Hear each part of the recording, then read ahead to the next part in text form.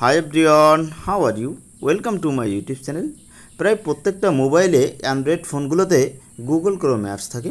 আর এই Google Chrome অ্যাপসে আমরা অনেক সময় লোকেশন অ্যাক্সেস দিয়ে থাকি। আমরা গুগল ক্রোম অ্যাপসে লোকেশন অ্যাক্সেস যদি দিই, তাহলে আমাদের কোন কাজে সেটি ব্যবহৃত হবে এবং না দিলে আমাদের কোন ধরনের সমস্যা হবে কি না, সেটি মূলত আজকে ডিসকাস করব এবং সেটিংসটি দেখিয়ে দেব। আমরা যদি কোথাও যাই, অনেক সময় দেখা যাচ্ছে আমরা লোকেশন চিনি না, তখন আমরা গুগল ম্যাপের মাধ্যমে এই লোকেশন দেখে থাকি।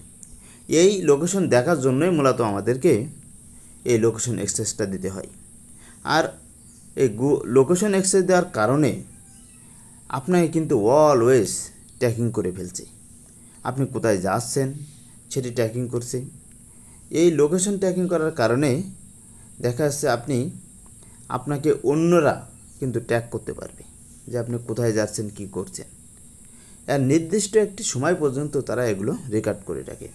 আপনি চাইলে যখন আপনি গুগল ক্রোমের মাধ্যমে অ্যাপস দিয়ে কোনো লোকেশন দেখবেন, ঠিক তখনই এই অ্যাক্সেসটা দিতে পারেন, অন্য সময় এটি অফ করে রাখবেন।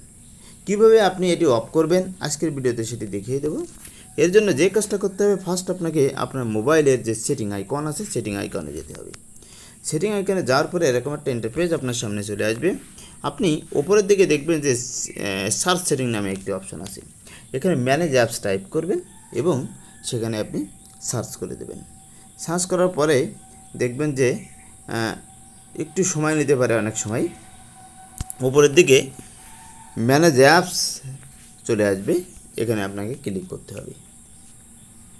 এখানে ক্লিক করার পরে আপনার মোবাইলে থাকা ইন্টারনাল এক্সটার্নাল সব অ্যাপস কিন্তু এখানে শো করবে।